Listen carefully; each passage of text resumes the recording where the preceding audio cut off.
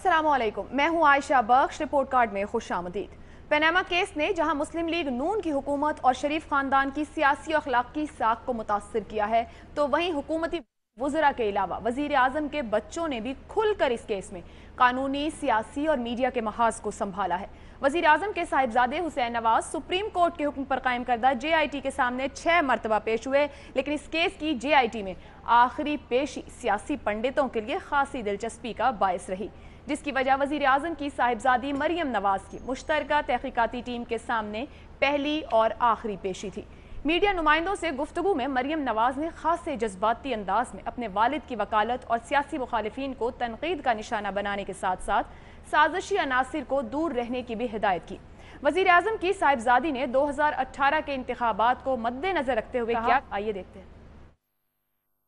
रोक लो नवाज शरीफ को, वरना पाकिस्तान से दहशतगर्दी का मुकम्मल खात्मा हो जाएगा। रोक लो नवाज शरीफ को, वरना बिजली के मंसूबे मुकम्मल हो जाएंगे। रोक लो नवाज शरीफ को, वरना लोड शेडिंग ख़त्म हो जाएगी। रोक लो नवाज शरीफ को, वरना सड़कों के जाल बिछ जाएंगे। रोक लो नवाज शरीफ को, वरना CPEC मुकम्मल हो जाएगा। रोक लो नवाज शरीफ को, वरना वो 2018 का इलेक्शन जीत जाएगा। एक जानिब जहां तज्जियाकार मरियम नवाज की गुफ्तगू को खासी अहमियत दे रहे हैं, तो वहीं बाज नाक़दीन अमली सियासत में होने के बावजूद वेमेन कार्ड इस्तेमाल करने, अपने ऊपर लगे इल्ज़ामात से नावाकफियत का इजहार करने, दुनिया के 80 से ज़ायद ममालिक के सियासी निज़ाम को हिलाने वाले पनामा पेपर्स को कचरा करार देने और सबसे बढ़कर रियासत के चौथे सुतून मीडिया यानी सहाफ़ियों के सवालों का जवाब देने के बजाय राह फरार इख्तियार करने को पनामा केस में शरीफ खानदान की वाज़ेह शिकस्त भी करार दे रहे हैं। दूसरी जानिब वज़ीर आज़म के साहिबजादे, जिन्हें कभी पनामा केस मुशर्रफ दौर के तैयारा साजिश केस से मिलता हुआ नजर आया, तो कभी सारे फसाद की जड़ एक सियासी जमात को करार देते हुए दिखाई दिए। सबसे ज्यादा तफ्तीश हुसैन नवाज ही इस मामले में की गई और सबसे ज्यादा JIT पर एतराज़ात भी उन्होंने तरफ से सामने आए। इसके बावजूद चाहे वो JIT के 2 अरकान की शक्ल में हो या फिर वो तस्वीर लीक होने का मामला सामने आया हो, JIT की 6 पेशियों में मनी ट्रेल मांगती रही और हुसैन नवाज मीडिया के सामने ये कहते रहे कि तहकीकाती टीम को उनके खानदान के खिलाफ कोई सबूत नहीं मिलेगा, सुल्तानी गवाह ढूंढा जा रहा है। हुसैन शहीद सोहर वर्दी से लेके आज तक हमारे साथ ही जो है ना ये सब कुछ होता चला है। इस फ़िक्रे के बाद तज्जियाकारों को उनकी शख्सियत में एक सियासतदान भी उभरता दिखाई दिया। वो खंदा पेशानी के साथ मीडिया के जवाब देते हुए दिखाई दिए, ताहम एक मौके पर साफ कह गए कि उनका इंतखाब लड़ने का कोई इरादा नहीं है। दलाइल मरियम नवाज के हों या हुसैन नवाज के, नाक़दीन के नज़दीक फ़र्क सिर्फ इतना है कि कैसेट पुरानी और आवाज़ें नई हैं, ताहम पूरे ख़ानदान का स्क्रिप्ट राइटर एक ही है। इसी मामले पर बात करेंगे। शरीफ खानदान के ये जो 2 नौजवान, एक यानी मरियम नवाज और हुसैन नवाज, सामने आए, दिखाई दिए, कितना दम खम रखते हैं और किसने मौसर और बेहतर अंदाज में अपना केस लोगों के सामने रखा है। सवाल की जानिब जाने से पहले पैनल में हमारे साथ कराची से मजहर अब्बास, यहाँ लाहौर स्टूडियो में मेरे साथ हफीजुल्लाह नियाजी, इस्लामाबाद स्टूडियो से मारवी सरमद, अमजद शुएब, बाबर सत्तार और इरशाद भट्टी साहब। रिपोर्ट कार्ड का पहला सवाल आप सबके लिए, शरीफ खानदान का पनामा केस में मौसर दिफा किसने किया? 2 नाम आपके सामने हमने रखे हैं, दोनों की गई कुछ गुफ्तगू, कुछ बातें और जिस तरह से मीडिया में या लोगों ने उनको परखा या उनके ऊपर कमेंट्स दिए, वो भी बातें आपके सामने रखी। मरियम नवाज या हुसैन नवाज, किस ऑप्शन के साथ आप जाना पसंद करेंगे या जाएंगे? आपका तज्जिया क्या कहता है? बाबर सत्तार साहब। आयशा, अगर तो मौसर दिफा किया होता तो फिर रोज़ ये तो नहीं बात हो रही होती कि नवाज शरीफ साहब आज फारिग होंगे या कल फारिग होंगे।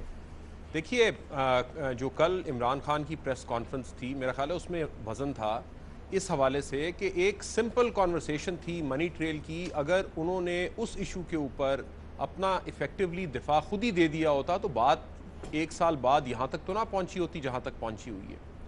अगर मौसर दिफा किया होता तो फिर JIT के सामने वो हालात ना होते। अब JIT के अंदर क्या गुफ्तगू हो रही है ये तो हमें नहीं पता, हमें तो उस बात का पता है जो JIT के बाहर हो रहा है। सो पनामा केस में तो मेरा नहीं ख्याल कि किसी ने भी मौसर दिफा किया है। अभी जो ज़्यादा इफ़ेक्टिव केस बिल्ड किया है, अगर हम कंपैरिजन खाली इतना करें कि नवाज शरीफ साहब के बच्चों में कौन ज़्यादा इफ़ेक्टिव है in making a political point, तो मेरा ख्याल है क्लियरली मरियम नवाज ज़्यादा इफेक्टिव है। और अगर जो लोग जिस कॉन्टेक्स्ट में लोग भी इसे एनालाइज कर रहे हैं उनकी तकरीर को, वो ये कॉन्टेक्स्ट नहीं है कि उन्होंने कितना मौसर दिफा किया है, वो ये कॉन्टेक्स्ट है कि आप उन्हें एनालाइज कर रहे हैं कि कल को पीएमएलएन की लीडरशिप ये संभाल सकती हैं या ये नहीं संभाल सकती। क्योंकि ये कहा जा रहा था कि ये एयर अपेरेंट है नवाज शरीफ की, उस कॉन्टेक्स्ट में ये उनकी पहली पॉलिटिकल स्पीच थी, उनकी पहली इलेक्टोरल स्पीच थी एक लिहाज से, और लोग उन्हें देख रहे थे कि कल को फ्यूचर लीडरशिप जो अगली जनरेशन है शरीफ फैमिली की, उसमें किसने संभालनी है। तो उस कॉन्टेक्स्ट के अंदर ये नज़र आ रहा था कि एक इफेक्टिव तरीके से उन्होंने बातचीत की। मेरा ख्याल एक इम्प्रेसिव स्पीच थी। जो हालात हैं, मेरिट्स को छोड़ दीजिए 2 मिनट के लिए पैनामा केस के, लेकिन जो वो बात करना चाह रही थी, जो पीएमएलएन का अपना मौक़िफ़ है, जो वो अपनी कोर कंस्टिट्यूंसी को देख रहे हैं। इससे पहले पीएमएलएन बात कर रही थी नॉन पार्टिजन लोगों के साथ, बाय पार्टिजन लोगों के साथ, हर एक को। अब जब से उन्हें लग रहा है कि हमें शायद डिस्क्वालिफिकेशन की तरफ बात जाएगी, तो अब अपनी कोर कंस्टिट्यूंसी पे फोकस कर रहे हैं। सो वो फोकस मेरा ख्याल है मरियम नवाज का बड़ा अच्छा था, बड़ा इफेक्टिव था। वो गुस्से में नहीं आई, तहम्मुल से बात की और तरीके से बात की, and she came across as an effective speaker. ठीक। सो मेरा ख्याल है उस कॉन्टेक्स्ट में तो हम बात कर सकते हैं, लेकिन हाना का आपके सवाल पे मैं जवाब नहीं दूंगा। ठीक है बाबर साहब, मैं भी क्लियर कर दूं, यकीनी तौर पर जेआईटी में क्या हो रहा है और कौन क्या पेश कर रहा है, उससे हमें भी इस वक्त कोई कंसर्न नहीं। बात यही करें, ज्यादातर ये गुफ्तगू रही, तज्जिया होते रहे कि लड़ाई सियासी तौर पर लड़ी जा रही है, मीडिया में आके लड़ी जा रही है। हमारे बिल में कि रोजाना की बुनियाद पर अगर एक जमात की जानिब से कोई बात की जाती है, बयान दिया जाता है, तो दूसरी जमात फौरी तौर पर मीडिया के सामने आती है और अपना पॉइंट ऑफ व्यू देती है। हम भी उसी मामले को उसी एंगल से रख के देख रहे हैं कि पनामा मामला लेकर आवाम के सामने जो अपना पॉइंट ऑफ व्यू लाया जा रहा है, वो कौन सी जमात मौसर तौर पर पेश करी। तो इसीलिए इन 2 शख्सियात के नाम रखे एक खानदान से कि इन दोनों में से किसने मौसर तौर पर अपनी फैमिली को या इस मामले को लोगों के सामने प्रेजेंट किया। इरशाद भट्टी साहब से देखिए, सबसे पहले तो सवाल बनाने वाले को सलाम है कि किसी एक को तो तारीफ करनी पड़ेगी, किसी एक का को कैसा आप दोनों की नहीं करना चाह रहे तो बेशक ना करें, आप ऑप्शन ले सकते हैं, नहीं कोई भी नहीं। बात ये है आयशा के पनामा लीक जो आने से पहले पाकिस्तान में पनामा की बुनियाद रखी, जिसने या पहली ईंट रखी, वो थी मरियम नवाज़ और हुसैन नवाज़। ये इनके इंटरव्यूज़ ही थे कि जिसके बाद पनामा लीक्स आई तो दोनों इन्फॉर्मेशन को ही, और यहाँ ये फ़िल्म हिट हो गई, और ये तजादात ही थे इनकी गुफ्तगू के कि जिसने इस फिल्म को हिट कर दिया। फिर सवाल बनाने वाले को सलाम करते हुए ये भी है कि अगर हम देखें कि 1 साल 10 वकील लगे रहे सुप्रीम कोर्ट में, 5 जजेस को वो मौसर दिफा नहीं कर सके, और फाइनली हुआ ये कि GIT बननी पड़ी और नवाज शरीफ साहब को खुद पेश होना पड़ा आके। फिर आगे थोड़े से आते हैं, उससे ये अब कैसे पता चल सकता है कि मरियम नवाज़ या हुसैन नवाज़ में से किसने मौसर दिफा किया। देखिए, एक बाहर आकर पॉलिटिकल स्टेटमेंट्स देना, जज्बाती गुफ्तगू करना, एजेंडा बयान करना, या ये कह देना कि साजिशें हो रही हैं और ये जुर्रत ना रखना कि साजिशें कौन कर रहा है, ये इस तरह की गुफ्तगू करके वन साइडेड स्टोरी सुना के चले जाना, क्या अंदर क्या हुआ? दिफा किसका करना था? दिफा करना था एक सिंपल मनी ट्रेल का, दिफा करना था अपने केस का। वो अंदर क्या हुआ, उसका क्या बना, वो तो किसी को कोई पता नहीं है। तो अब जब वो पता नहीं है, ये फैसला कब होगा? ये फैसला तब होगा जब GIT की रिपोर्ट सामने आएगी। ये फैसला होगा जब कोई मामला सिरे पे पहुंचेगा। तो जब ये मामला सिरे पे पहुंचेगा, GIT की रिपोर्ट सामने आएगी, फिर पता चलेगा कि किस दिन किससे क्या पूछा गया और उसने क्या कहा, किस दिन किसने किस सवाल का क्या जवाब दिया, और किसने बात को सारी फैमिली को निकाल के कौन ले गया या कौन सारी फैमिली को फंसा गया। ये तब फैसला होगा, अभी तो ये फैसला हो ही नहीं सकता। लेकिन जहाँ तक और फिर एक बड़ी इंपॉर्टेंट बात है, मरियम नवाज़ ने दिफा मेरे सामने या कौम के सामने नहीं पेश करना, बाहर खड़े होकर अंदर GIT को मुतमईन करना है और उसी को बताना है और उसी को दिफा करना है। तो मेरा ख्याल ये है कि ये जो सारे फैमिली डिफेंसिव हुई है, इसकी वजह मरियम नवाज़ और हुसैन नवाज़ हैं, और इनकी वजह से ही डिफेंस तो कमज़ोर हुआ है कि आज सारे डिफेंसिव हुए। इन्होंने क्या दिफा करना है? इन्होंने तो दिफा का सत्यानाश कर दिया। कोई ऑप्शन नहीं ले रहे। इरशाद भट्टी साहब कह रहे हैं शरीफ फैमिली जिस जगह आज पहुंची वो इन्हीं 2 शख्सियात की वजह से, जो इनके बयानात थे, इसीलिए शरीफ फैमिली डिफेंसिव सिचुएशन में चलेगी। मज़हर अब्बास साहब, देखिए, अगर सवाल इस तरह प्लेस किया जाता है कि इन दोनों में से मियां नवाज़ शरीफ का बेहतर सियासी जानशीन कौन हो सकता है, तो बहुत अच्छी डिबेट होती। दिफा करना, किसने बेहतर दिफा किया, जिस तरह बाबर साहब भी कह रहे थे कि अंदर का हमें नहीं पता कि दिफा कौन कर पाया, लेकिन सबसे ज़्यादा अपीयरेंस हुसैन नवाज़ की हुई, सबसे तवील इंटेरोगेशन या इन्वेस्टिगेशन हुसैन नवाज़ की हुई, सबसे ज़्यादा सवालात हुसैन नवाज़ से पूछे गए। बाकी तो मरियम नवाज़ 1-1.5 घंटा, मियाँ नवाज़ शरीफ 1 घंटा। तो अगर दिफा किया या नहीं किया, लेकिन उस केस को नज़र ये आ रहा है कि वो केस पूरा रिवॉल्व अब हुसैन नवाज़ के गिर्द कर रहा है। सबसे ज़्यादा हुसैन नवाज़ को बुलाया गया, सबसे ज़्यादा वो किया गया। तो उस लिहाज से दिफा बेहतर कर पाए तो ये तो हमें 10 को पता चलेगा कि दिफा कर पाए या नहीं कर पाए। माजरत मैं आपको रोक रही हूँ, मैंने पहले भी क्लेरिफाई किया जब बाबर साहब बात कर रहे थे, हम जेआईटी के अंदर क्या हुआ उस पर तो बात पूछ ही नहीं रहे। बाहर आके जो बयान पे बयान आता है, जो बात पे बात की जाती है, वहां बात करें कि क्या ये अपने आप को बेहतर तौर पर सामने रख पा रहे हैं। अंदर की तो सिचुएशन नहीं पता अभी किसी को। बाहर आके मीडिया में मुख्तलिफ फोरम्स पर ये शख्सियात बात कर रही है, निकलते गुफ्तगू शुरू कर देते हैं। तो क्या ये लग रहा है कि वो अपने आप को जस्टिफाई कर पा रहे हैं मौसर तौर पर जो उनका मामला चल रहा है? नहीं, मैं उस एंगल से सवाल करी जो मैंने पहले भी इसको क्लैरिफाई किया। देखिए उसमें भी मैं यही कहूँगा, देखिए हसन नवाज़, बिल्कुल हसन नवाज़ और हुसैन नवाज़ मीडिया का कभी भी उस तरीके से पॉलिटिकली उन्होंने नहीं हैंडल किया मीडिया को जिस तरह मरियम नवाज़ साहिबा करती रही हैं। चाहे 2000 में भी मरियम नवाज़ बहुत जो है जोशीले अंदाज में उन्होंने सियासत की है अपनी माँ के साथ। जब मियाँ नवाज़ शरीफ और शहबाज शरीफ ये सारे लोग जेलों में थे तो यही 2 ख़वातीन थीं जो मैदान में निकली थीं, लाहौर की सड़कों पे निकली थीं। तो मेरा ख्याल है उस लिहाज से अगर आप देखें तो वो अपनी जगह है।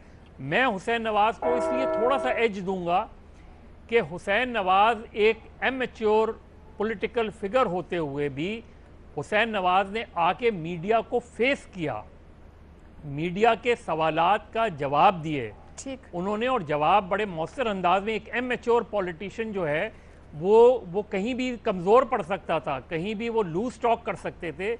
मरियम नवाज़ ऑलरेडी मेच्योर्ड हैं, हुसैन नवाज़ पॉलिटिकली इमेच्योर होते हुए हुसैन नवाज़ ने मेरे लिहाज से ठीक है अपने तई हुसैन नवाज़ ने ज़्यादा बेहतर तरीके से किया है। आपका ऑप्शन हुसैन नवाज़ जी। मारवी सरमद साहिबा, ऊपर बात हुई कि दिफा की पोजीशन में यही दोनों लेकर आए हैं शरीफ फैमिली को, उसको किस तरह कमेंट करेंगे? आपका ऑप्शन क्या होगा?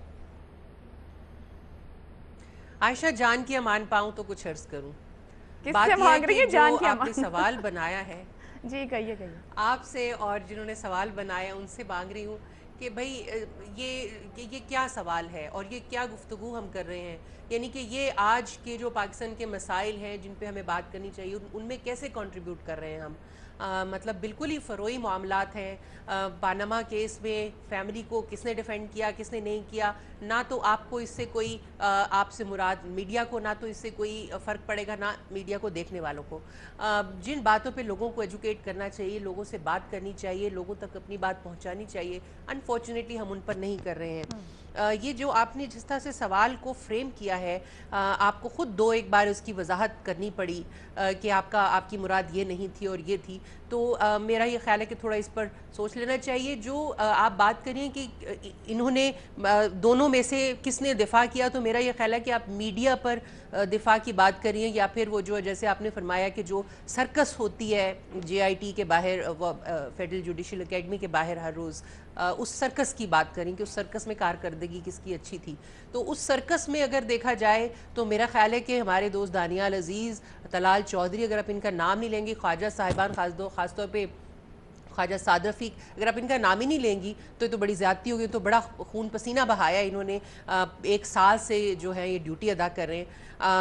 मरियम, अगर बात करेंगे कि सियासी तौर पर किसने इस पूरे मामले को देखा, तो वो जाहिर है कि वो मरियम नवाज़ हैं जिन्होंने एक पूरी उनकी सोशल मीडिया टीम भी इसके ऊपर लगी हुई थी, मीडिया कोऑर्डिनेशन भी वो कर रही थी। उन्होंने एक मीडिया में नैरेटिव भी जो है वो लीड किया, क्योंकि ज़रूरी नहीं होता कि कैमरे के सामने आके आपने जो बात की है वही उसका ही असर है। बहुत सी चीज़ें ऐसी होती हैं जो पीछे बैठकर आप उसे मैनेज कर रहे होते हैं। वो सारी मैनेजमेंट जो है वो मरियम नवाज़ साहिबा ने की थी। तो इस लिहाज से देखा जाए तो मरियम नवाज़ का ही बनता है। और जैसे मज़हर साहब फरमा रहे थे, मैं यही कहने लगी थी कि जो इन्होंने जब ये सब मर्द साहिबान जो हैं ये या तो अंदर थे या फिर मुल्क से बाहर थे, तो उस वक्त यही 2 ख़वातीन थी PMLN को जिन्होंने ज़िंदा रखा, ज़िंदा किया। अगर PMLN आज इन दोनों ख़वातीन के पाँव धोकर भी पिए तो मेरा ख्याल है इनका एहसान नहीं धुल सकता। जिस तरह से मरियम नवाज़ और कुलसूम नवाज़ साहिबा ने उस वक़्त खड़ी हो गई थी डट के, और जितना मैं मरियम को जानती हूँ बड़ी जीदार खातून है, और ये जो सारे बल्कि उनको बस चाहिए कि वो ये चमचों वच्चों की बातों में ना आए। ये जो इन्होंने चमचों ने एक शुरू किया था कि जी वो अकेली खातून होगी JIT में, इन बातों में ना आए, जारी रखें अपना सफ़र। मेरा ख्याल है कि वही ठीक मशवरा भी दे रही हूँ, क्योंकि ये मेरे लिए बहुत मायूसी की बात थी, ये जो नैरेटिव बनाया गया था कि जी बड़ी अकेली खातून है वो और वो JIT में ऑल मेल कमरे में होंगी। It was not, it didn't suit. और आपके बुकान साबित कर दिया बड़ी जीदार खातून है। जी नियाजी साहब, मेरा ख्याल है मैं भी स्टार्ट तो उसी तरह करूँगा, बगैर जान की अमान पाए बगैर, क्योंकि मुझे पता है कि मेरी जान जो है ना अमान में है जो आपके करीब बैठ के। देखिए सवाल में तो सुकम है, लेकिन मुझे तो समझ आ गई थी कि आपका मतलब क्या है, कि जो जाहिर है जो बाहर सामने जिसकी मैनिफेस्टेशन हुई है तो उसका हमने तकाबली जायज़ा लेना था। देखें मरियम नवाज़ जो, और इसको इसलिए मैं मारवी से थोड़ा डिसएग्री करूँगा, इसको इसलिए डिस्कस करना है कि देखिए कल येस्टरडे आपकी सारी अखबारों की बैनर हेडलाइन थी, कल मीडिया ने कल से और आज के कॉलम ने तहलका मचोए, कोई बंदा नज़रअंदाज नहीं कर सकता था। हम ताजिकिस्तान में थे, जितने 12, 14, 15 मीडिया के लोग थे वो सारी जो समिट को छोड़ के सारों ने लाइव देख के ये तवज्जो इसहाक डार को नहीं मिली, ये तवज्जो हसन हुसैन किसी को नहीं मिली, शायद नवाज शरीफ को मिली हो मुझे नहीं पता, लेकिन किसी को नहीं मिली। इनको पूरी तवज्जो दी है, तहलका तो मचा है। उसके ऊपर जो नवाज शरीफ कैंप के लोग हैं वो भी तबाह आजमाई कर रहे हैं, और जो मुखालफीन हैं उन्होंने भी उसके बारे में अपने जो है तरीके से देखा, उसकी की है। तो मरियम की स्पीच जो है ना, चूंकि मीडिया मैसिवली और लोगों ने उसको मैसिव अटेंशन दी है, तो इसलिए मेरा ख्याल है आपने उसको डिस्कस करो, ठीक कर डिस्कस करें। दूसरी बात यह है कि मरियम एक अरसे से इंटर्न, पोलिटिकल इंटर्न थी, मैं कहूँगा वो 86 ज़ेर तरबियत थी। ये परसों जो है ये उनकी ग्रेजुएशन हुई है, ये उन्होंने अपने आप को जो सामने पेश किया है, इससे पता चला है कि वो पहली दफ़ा, जो मेरे कई साथियों ने भी कहा है कि पहली दफ़ा वो बाकायदा तरीके से उन्होंने अपने आप को पेश किया है और बड़ी मैसिव प्रेस के सामने पेश किया है। कैसे पेश किया है उसके बारे में ज़ाहिर है मुख्तलिफ ओपिनियन आ रहे हैं। मेरा अपना ख्याल है जी कि बहुत ही मौसर तरीके से पेश किया। मैं थोड़ा सा कल मियाँ वज़ीर आज़म साहब से इंटरेक्शन हुए तो मैंने कहा मियाँ साहब आप हकीकत बता दूँ, आपसे बेहतर किया उन्होंने, बाकी तो किसी तरीके से मुकाबले में नहीं आते। देखें होता है कि आप चेक कैसे करते हो, आप वजाहत ना दे रहे हो अपने उसमें, आप एग्रेसिव हो, आप ऐसा वो करो, अपने आप को इस तरीके से पेश करो या अपनी बातें इस तरीके से रखो कि अगला बंदा जो है उसको जवाब दे, बजाय इसके कि आप जवाब दे रहे हो।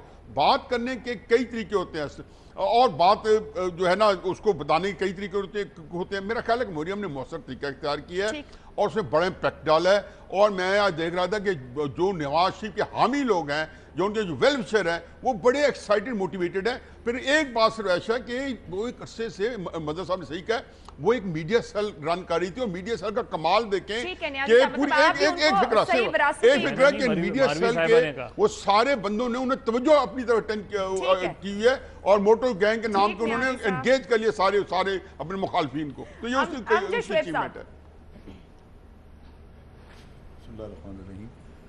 देखिए दोनों में जो फ़र्क है वो ये है कि मरियम ने अपने तौर पे एक हमदर्दियां हासिल करने की कोशिश की हैं, जबकि हसन नवाज़ ने कुछ दलीलें दी हैं। हसन नवाज़ एक बिजनेसमैन है, वो इंट्रिकेसीज़ को समझता है, उसको पता है कि इसकी जो ये सारा केस चल रहा है इसमें प्रॉब्लम्स क्या हैं, मसाइल क्या हैं, कैसे इससे निकला जा सकता है। तो उसने तो कुछ सवाल भी फेस किए, कुछ उसने आर्गूमेंट भी दी।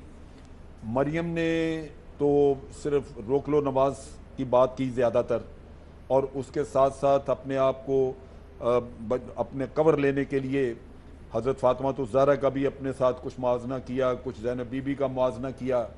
फिर एक मासूमाना सा सवाल कि जी आप मुझे बताएं कि हमारे ऊपर इल्ज़ाम क्या है। तो ये सारी वो चीज़ें हैं जो आप पब्लिक में अपने आप को इस तरह पेश करना चाहते हैं जैसे हम बड़े मजलूम हैं और हम पे रहम खाया जाए, जबकि हसन नवाज़ ने उसको बाकायदा हुसैन नवाज़ ने बाकायदा अपने मौक़िफ़ को पेश किया और JIT के अंदर भी जो बातें हुई कुछ उनके बारे में भी बात की और फिर सवाल को फेस किया। तो मेरा अपना ख्याल है कि केस के नुक्ता निगाह से अगर देखा जाए तो हुसैन नवाज़ ने ज़्यादा अच्छी तरह एक दफ़ा पेश किया, और अगर आवाम की साइकी पे खेलने के लिए नुक्ता निगाह से देखा जाए तो फिर आप कह सकती हैं, लेकिन मेरा अपना ख्याल है कि हुसैन नवाज का दिफा बेहतर था। ठीक है, हमारे पैनल की जानिब से तकसीम राय सामने आ रही है। इरशाद भट्टी साहब ने कोई ऑप्शन नहीं लिया, बल्कि उन्होंने कहा कि यही दोनों लोग हैं जिन्होंने दिफा पे ला खड़ा किया है शरीफ खानदान को।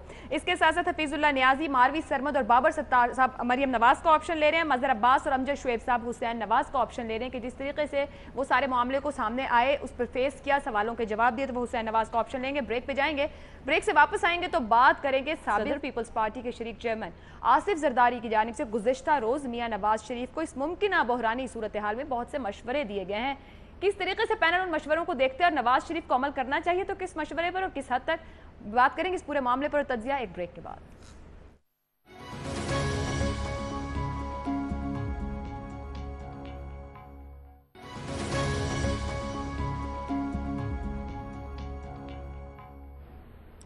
रिपोर्ट कार्ड में एक बार फिर खुशामदीद। जोड़ तोड़ सियासत में नामुमकिन को मुमकिन बनाने वाले और मुफाहिमत की सियासत के अलंबरदार आसिफ जरदारी का वजीर आजम नवाज शरीफ को मशवरा।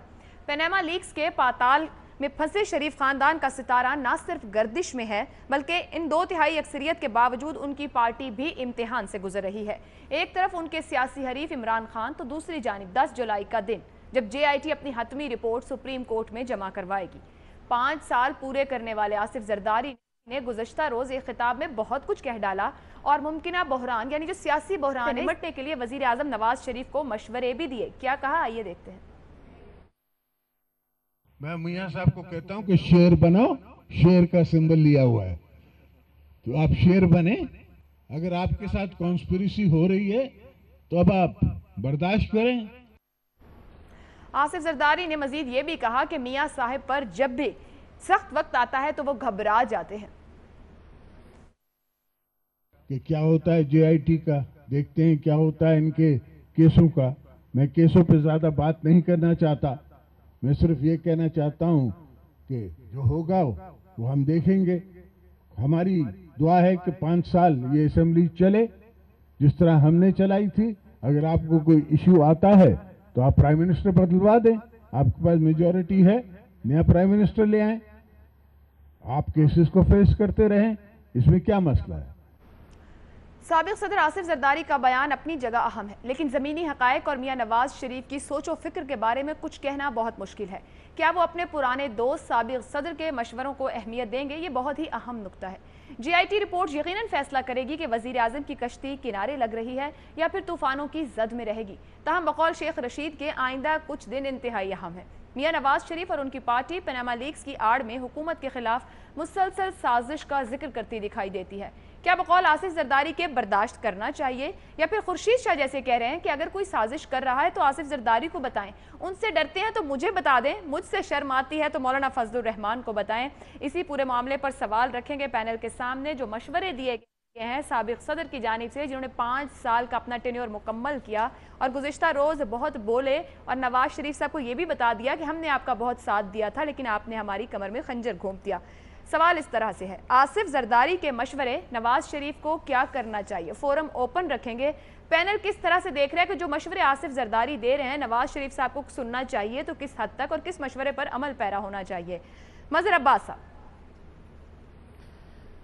देखिए, अप्रैल 1977 को जुल्फ़िकार अली भुट्टो ने पार्लियामेंट में आके ख़िताब किया था और उन्होंने बताया था कि उनकी हुकूमत के ख़िलाफ़ क्या साजिश हो रही है। अब सही थी गलत थी वो अलग बात है, लेकिन उन्होंने पार्लियामेंट में आके एक ख़िताब किया था।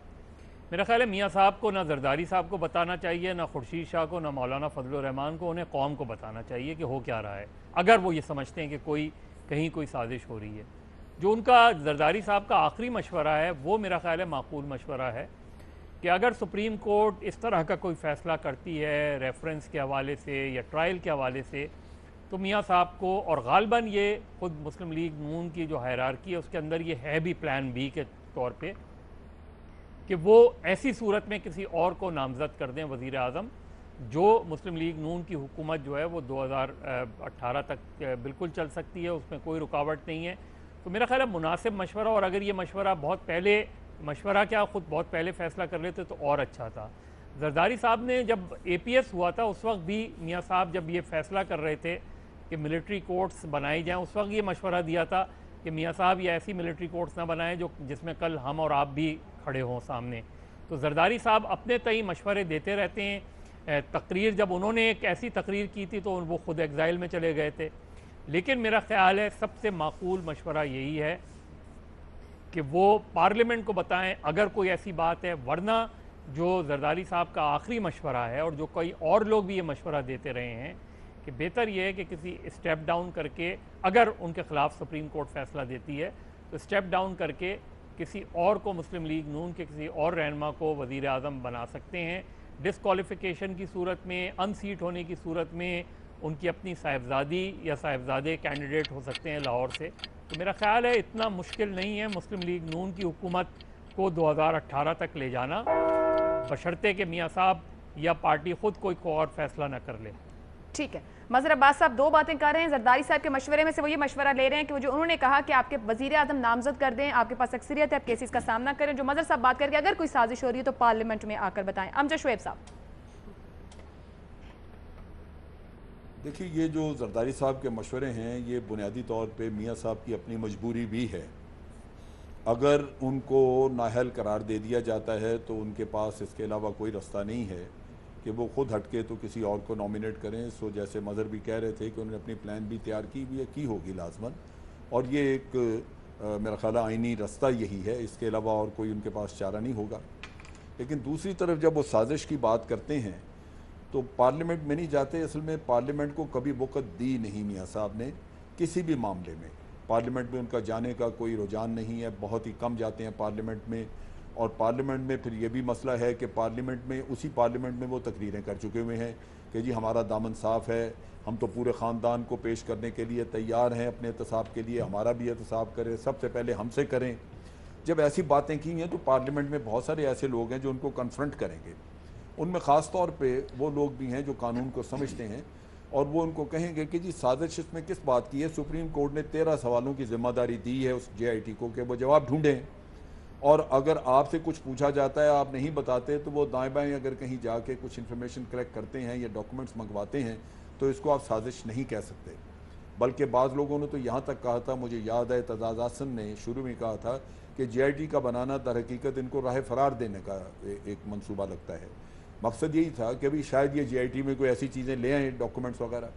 लेकिन वो जो गड़बड़ हुई वो वहाँ पे हुई कि जो JIT पहली बनी थी वो JIT थी जो इनकी मर्ज़ी की थी, जो अदारों ने जिनमें इन्होंने अपने लोग भर्ती किए हुए थे पिछले 4 सालों में, उन्होंने अपने चॉइस के वो लोग दे दिए जो मियाँ साहब की चॉइस के थे। और जब सुप्रीम कोर्ट ने उस JIT को रद्द किया और नई JIT बना दी जो सीरियसली काम कर रही है, तो यही गालिबन उनको साजिश नज़र आती है, क्योंकि इस पे आके फिर उनका मामला गड़बड़ हो गया। अब उन 13 सवालात के जवाबात, रसीदें मांगे तो रसीदें नहीं हैं, और अगर आपसे सोर्स मांगे, मनी ट्रेल मांगे तो वो नहीं है, तो फिर साजिश ही साजिश है। वो साजिश मेरा ख्याल है खुद इन्होंने की है। ऑप्शन कोई मशवरा मानना चाहिए नवाज शरीफ को, आप कोई मशवरा कह रहे हैं मानना चाहिए? मेरा ख्याल है मानना मशवरा मजबूरी होगी उनकी, इसके अलावा चारे कोई नहीं होगा। क्या मशवरा माम कह रहे हैं जी? आप शेर बने, शेर का निशान लिया हुआ मियाँ साहब परेशान हो जाते हैं, या फिर किसी और वजीर आजम की तलाश करें? वो ये शेर बनना जो है ना, ये कहना आसान है, बनने के लिए ज़रा थोड़ी हिम्मत चाहिए। वो भी मेरा ख्याल है कि ये मशवरे पे अमल करना इनकी मजबूरी और करना पड़ेगा। तो आप यूँ समझ लीजिए कि मशवरे पे अमल करना ही चाहिए। मशवरे पर अमल करना चाहिए, मजबूरी है। नियाजी साहब। देखिए जी, मशवरा तो उन्होंने कोई नहीं दिया। तानो तशनी के उन्होंने तीर चलाए, डोंगरे बरसाए, और ज़ाहिर है कि वो एक तरीके से वो सियासी तौर पे उनका हक बनता है और उसको उसमें से वो अपना एक मकाम या अपने लिए स्पेस ढूंढ रहे थे और उन्होंने सही किया। लेकिन 2014 में जब नवाज शरीफ पे कड़ा वक्त आया था तो ये बिल्कुल ठीक है कि पीपल्स पार्टी अगर ना खड़ी होती तो शायद नवाज शरीफ इस तरह सर्वाइव ना करते, क्योंकि उनका जो है ये बात अब हर एक को पता है कि एस्टेब्लिशमेंट में रियाज मलिक साहब जो है उनके ज़रिए नवाज शरीफ से डायरेक्ट इस्तीफा मांग लिया था, और इस तरह की बातें हो रही थी। ये अलग बात है कि नवाज शरीफ साहब जो है उन्होंने इस्तीफा नहीं दिया, जबकि अंपायर भी उंगली खड़ी करने वाला था, और उनके इमरान खान ने तो कह दिया था कि खड़ी कर दी है, और नवाज शरीफ के हाथ में पेन है और इस्तीफा लिख रहे हैं।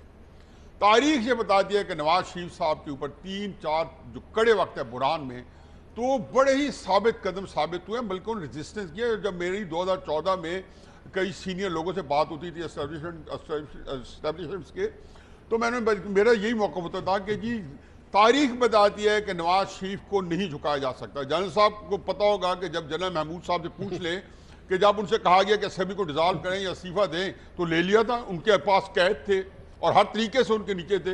तो ये तो क्या है कि क्राइसिस के अंदर मेरा ख्याल है कि उसको हैंडल कर करते हैं। मैं बिल्कुल अपने दोस्त से मुत्तफिक हूँ, जनरल साहब से भी और मदर साहब से भी, कि प्लान भी उनका तैयार है।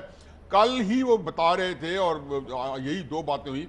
उन्होंने कहा जी कि पहली बात वो कहते हैं जी मैं मुतमईन हूँ, जितना मर्जी कड़ा एहतसाब करें उसका नतीजा कोई निकले, एक चीज़ तो तय हो गई ना कि एहतसाब वो खुल के कर रहे हैं और कड़ा कर रहे हैं और सिर्फ पैनामा तक नहीं कर रहे, मेरे सारे हिसाब किताब कर रहे हैं पिछले 40-50 साल के। वो कहते हैं इससे आपको अंदाजा नहीं कि अगली दफ़ा कम से कम ये इशू नहीं रहेगा अगर हम बच जाते हैं, और या जो कुछ होता है उससे नतीजे निकलेगा तो हम निपट लेंगे। दूसरों ने बड़ी अहम बात की कि चीफ जस्टिस पाकिस्तान जो है वो भी इस अमल को देख रहे होंगे और वैसे उसकी शफाफियत के साथ उनकी भी निगाह कड़ी होनी चाहिए होगी, क्योंकि उनके पुनः इदारा जो है उसकी भी साख उसके अंदर सवाल का जवाब। तो मेरा अपना ख्याल है जी कि जो है ना, मैं मशवरा तो नहीं दे लेकिन उनके पास अपना प्लान भी तैयार है और वो हर इवेंचुअलिटी के लिए तैयार होंगे, बल्कि उन्होंने इसके बारे में बताया भी है। आप कह रहे हैं नवाज शरीफ को अपनी हिकमत अमली पर चलना चाहिए? चलना चाहिए, उन्होंने बनाई हुई है, वो बड़े क्लियर हैं, वो बड़े काम थे और कोई उनके अंदर बॉडी लैंग्वेज मुझे नहीं लगा कि वो कोई परेशान है या किसी सूरत में हो। इरशाद भट्टी साहब, नवाज शरीफ को अपनी हिकमत अमली पर चलना चाहिए, कोई किसी का मशवरा सुनना चाहिए, कितना साबित कदम रहेंगे इस पूरी सूरत हाल में? देखें आयशा, एक बार फिर सवाल बनाने वाले को सलाम और सुभान अल्लाह। उसकी वजह यह है कि 10 बड़े चैनल्स को अगर आप उठा लें कल परसों और आज, तो 10 बड़े चैनल्स का 7 to 11 4 घंटे ले लें तो 30-40 प्रोग्राम प्राइम टाइम में बनते हैं। और इन 30-40 प्रोग्राम में आपको कहीं भी एक आध प्रोग्राम का मार्जिन रख के जरदारी साहब के मशवरों पे कितने प्रोग्राम हुए हैं या क्या हुआ है, कोई उसकी वजह ये है, उसकी दो वजह हैं। उसकी वजह ये है कि एक तो बहुत इश्यूज बहुत इंपॉर्टेंट है अंदरूनी तौर पे भी और बैरूनी तौर पर भी। दूसरा, जरदारी साहब इररेलीवेंट हो गए हैं इस वक्त इस मौजूदा सिचुएशन में। उनकी कोई वो हैसियत या कोई वो एक जमात, एक सूबे की जमात के इस वक्त फिजिकली वो सरबराह हैं। वोटर उनको छोड़ गए। आप कह रहे हैं एक सूबे की जमात के सरबराह की कोई अहमियत नहीं रहती, इस तरह तो फिर इमरान खान की भी कोई अहमियत नहीं। पार्टी का वोटर उनको छोड़ गए हैं, लीडर उनके छोड़ रहे हैं, पार्टी का क्या हाल है। और जो एक जरदारी सब पे भारी था वो आ गया एक जरदारी पीपल्स पार्टी पर भारी। अब ये सिचुएशन है। तो वैसे तो मेरा ख्याल है कि न्याजी साहब ज़्यादा बेहतर जानते हैं, क्योंकि लग यूं ही रहा है कि न्याजी साहब और नवाज शरीफ की टेलीपैथी का जो सिलसिला है वो कायम हो गया है। बहुत ज़्यादा हमारे मसले हल हो जाएंगे और बड़ा फायदा है, बहुत अच्छी बात है। अच्छा, मुकम्मल। और इनकी आज गुफ्तगू के बाद तो मेरा 2 मरतबा दिल किया कि नारा तकबीर बुलंद करूं, लेकिन वो चूंकि ये फॉर्मेट नहीं, मैं तो कल आपके पास से बैठ के तो वैसे तो 148 सीटों वाले पंजाब में जो पाकिस्तानी सियासत का पानीपत है, वहाँ से सफाया होने के बाद मियाँ नवाज शरीफ साहब को कोई ज़रूरत वैसे ही नहीं पड़ेगी इनके मशवरों पर अमल करने की या कान धरने की। लेकिन आपने चूंकि सवाल मुझसे पूछा है तो मैं अरस्तू और अफलातून बन के मियाँ साहब को मशवरा ये ज़रूर देना चाहूँगा कि ये जरदारी साहब के डाइट खजूरों और डाइट पकौड़ों वाले मशवरों से जितना हो सके बहरहाल बचें और अपना फोकस करें पैनामा पर। मतलब नवाज शरीफ अपनी हिकमत अमली पर चले? नहीं, बिल्कुल नहीं। न्याई साहब वाली हिकमत अमली पर ना चले। वो मैंने तो माजी को थोड़ा उजागर किया है, अगर उसके अंदर वो सुकम रह गया है तो आप भी तस्दीफ फरमा दें। मैंने माजी का सिर्फ कहा है कि ये इवेंट्स हुए हैं और ये उनका रिस्पॉन्स रहा है। अगर उसमें कुछ सुकम रह गया है तो आप प्लीज हमें चले मारवी साहब। अच्छा आयशा, बात यह है कि एक तो जरदारी साहब जो हैं वो माशाल्लाह इतने बड़े साइंसदान हैं कि उन्होंने वो काम कर दिखाया जो ना तो ज़ियाउल हक अपने 10-11 सालों में कर सका, ना परवेज़ मुशर्रफ कर सका।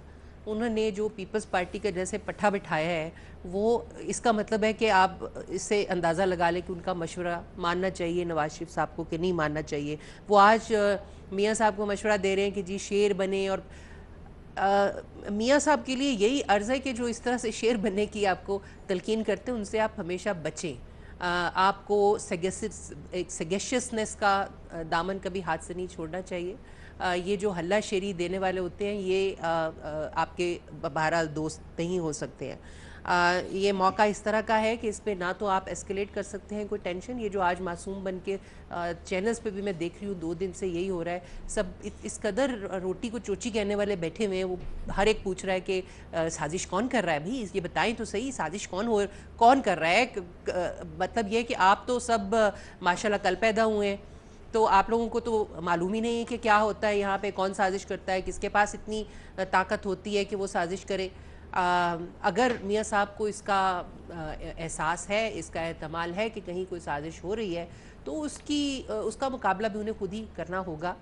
यूं मीडिया के ऊपर आकर तरले लेने से कोई फ़ायदा नहीं होगा, और ना ही सियासतदानों को आपस में एक दूसरे की इस तरह से गुत्तें पुटनी चाहिए। इस वक्त ये वक्त नहीं है इस तरह का कि एक तो सिविल और मिलिट्री रिलेशंस को बिल्कुल एस्केलेट नहीं करना चाहिए, बिल्कुल ज़्यादा तनाव बढ़ाने की बात नहीं करनी चाहिए, बिल्कुल मजबूर ना करें किसी को, भाई साजिश कौन कर रहा है, साजिश हो रही है या नहीं हो रही, ये बातें छोड़ें। मियाँ साहब जो हैं वो फोकस करें अपनी गवर्नेंस के ऊपर, उनके पास जो टाइम रह गया है उसको बेहतरीन इस्तेमाल करें लोगों के मसाइल हल करने में, और उसके बाद अपनी इंतखाबी मुहिम पे। ये जो तमाम फरोई बातें हैं इनको छोड़िए। मारवी साहिबा कह रही हैं कि जरदारी साहब के मशवरों से मियाँ साहब बचे। बाबर सत्तार साहब।